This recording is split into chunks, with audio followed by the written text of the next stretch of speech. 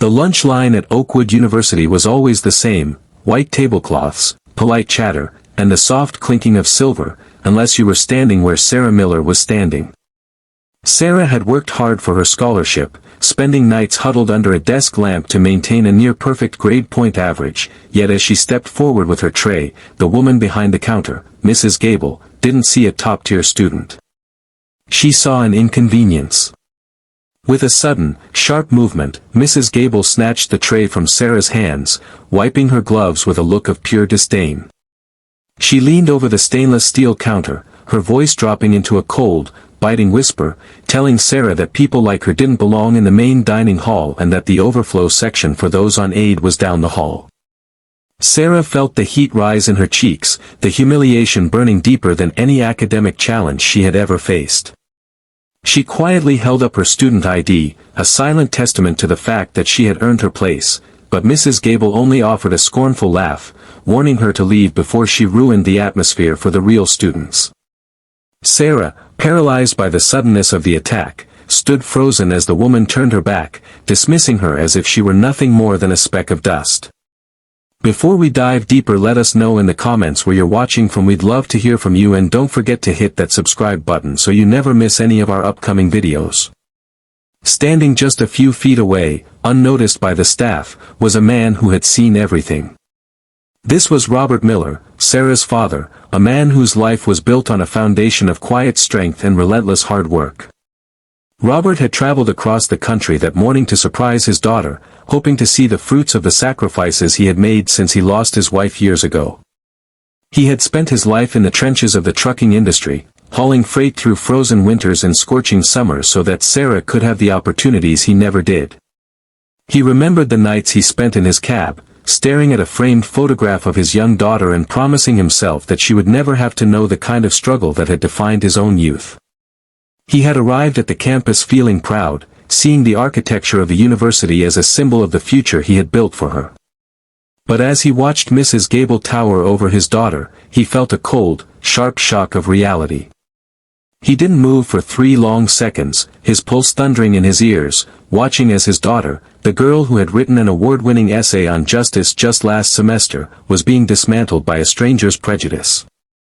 He saw the way the other students looked away, their eyes darting to their phones, the collective silence of a crowd that had clearly witnessed this performance before. Robert approached the counter with a measured, steady gait that betrayed his years of discipline. He didn't shout, he didn't raise his hands, and he didn't lean in with aggression. He simply walked into the space that Mrs. Gable had claimed as her own and placed a firm, protective hand on Sarah's shoulder. Sarah turned, her eyes wide with a mixture of shock and the crushing weight of being caught in such a vulnerable moment. When Robert turned to face the woman behind the counter, the air in the room seemed to grow thin. He asked for her name with the calm, terrifying precision of a man who was no longer just a father, but a guardian of his daughter's dignity. Mrs. Gable, still wearing her stained latex gloves, didn't shrink back. She stood her ground, her face twisting into an even uglier sneer, telling Robert that the university had standards and that he was clearly in the wrong place. She had been the gatekeeper of this dining hall for nearly 2 decades, and she had developed an instinct for who could be pushed and who might push back. She assumed Robert was just another parent looking for a handout, a man she could easily dismiss with a few sharp words and a call to campus security. She didn't realize that in her arrogance, she had completely misread the man standing in front of her. The interaction was a masterclass in calculated cruelty. Mrs. Gable didn't just ask them to leave, she began to perform for the audience of students and staff, raising her voice to ensure that everyone could hear her lecture on the rules of the university. She spoke with a smug entitlement, treating Robert as if he were a trespasser in a place he had helped pay for 3 years of tuition payments. Robert, however, remained a statue of composure. He didn't bite at the bait. He continued to ask for her supervisor, his voice unwavering, while Mrs. Gable continued to escalate, eventually reaching under the counter to radio for assistance. She was looking for a win, a way to solidify her dominance, and she believed that campus security would be the final seal on her victory. When Officer Thompson arrived, a woman who had patrolled the campus for years, she was met with a rapid-fire, rehearsed list of accusations from Mrs. Gable. The officer, sensing the tension, approached Robert and requested his identification. He handed over his wallet without a word, his movements slow and deliberate, knowing that even a sudden gesture could be twisted into something dangerous. The officer checked his information, and everything came back perfectly clear, yet Mrs. Gable didn't relent. She demanded that Robert's briefcase be searched, claiming he might have stolen university property, her eyes fixed on the leather bag with a hunger that defied logic.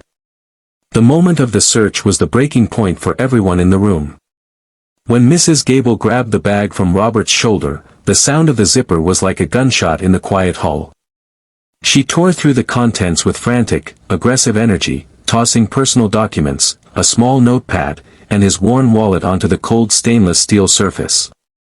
She was looking for a reason to justify her actions, a smoking gun that would prove her assessment of him was correct. But as she laid bare his life, the room remained silent.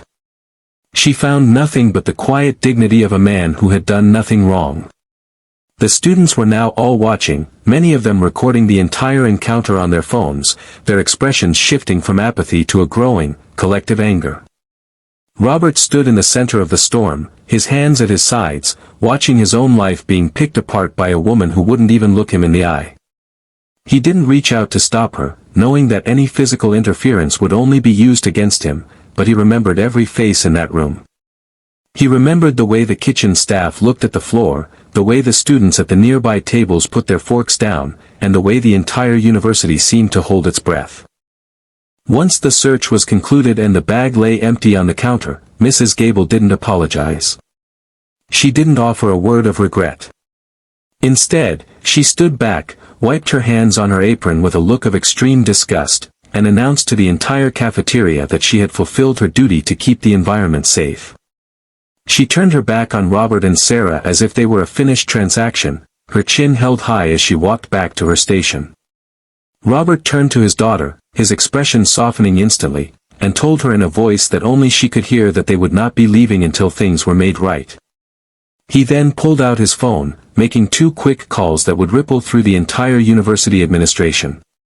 He knew the inner workings of the Board of Trustees better than anyone, and he knew that for far too long, the people in power had chosen to ignore the culture that Mrs. Gable had fostered.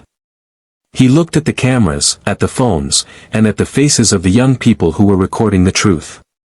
He wasn't just fighting for his daughter, he was exposing a rot that had been festering in the heart of the institution for nearly 20 years, hidden behind a thin veneer of civility and tradition.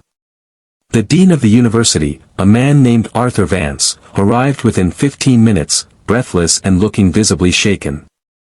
He had heard about the incident through the staff, but he hadn't fully grasped the gravity of the situation until he saw the crowd of students still lingering in the cafeteria. Robert walked toward him with a calm intensity that stopped the dean in his tracks. He didn't offer a handshake. He simply pointed to the counter where Mrs. Gable was still acting as though nothing had happened. He informed the dean that the university had been failing its students for years, and that the events of that morning were only the tip of the iceberg. As they stood there, Sarah found the courage to speak up, detailing the recurring incidents of being singled out, the made-up rules, and the systematic sorting of students by an employee who had been given too much authority and too little oversight.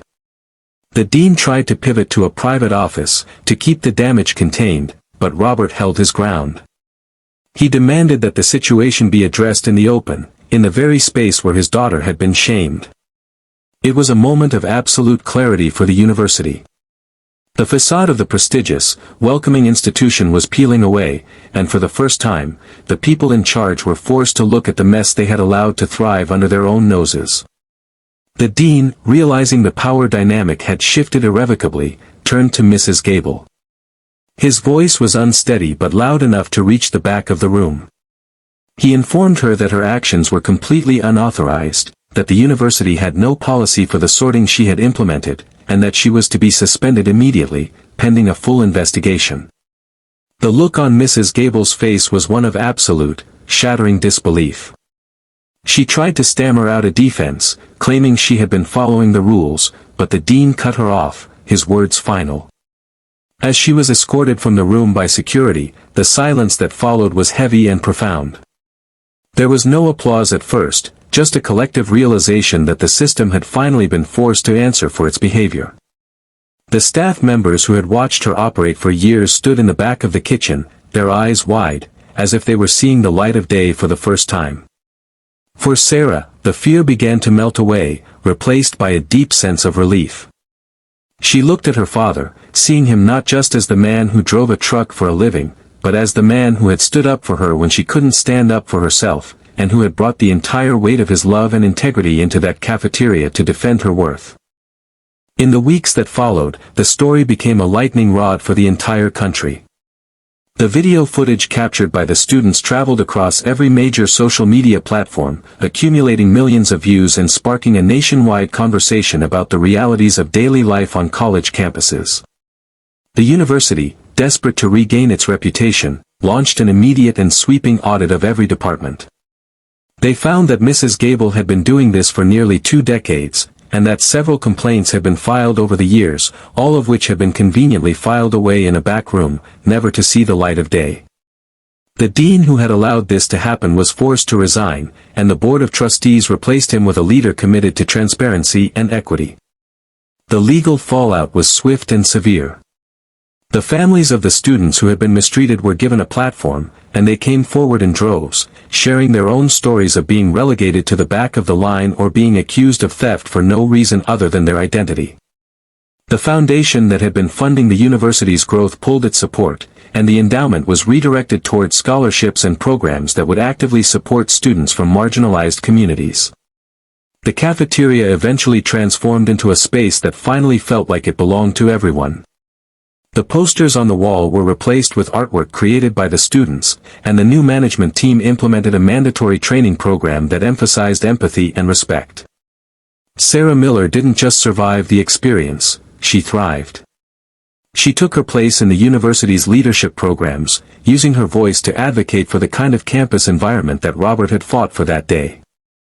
Every Friday, the dining hall hosted a family-style lunch where parents were invited to eat with their children, a tradition that grew from the memory of that Tuesday morning. Robert would often visit, sitting at a table by the window, watching the students interact with a sense of genuine camaraderie. He knew that one man couldn't fix every problem in the world, but he had proven that silence was no longer an option. He had shown that when you stand up for what is right, you change the room, you change the institution, and eventually, you change the story. The legacy of that day remained on campus, a reminder that dignity is not a privilege to be granted by someone behind a counter, but an inherent right that must be defended every single day, in every single line, by every single one of us.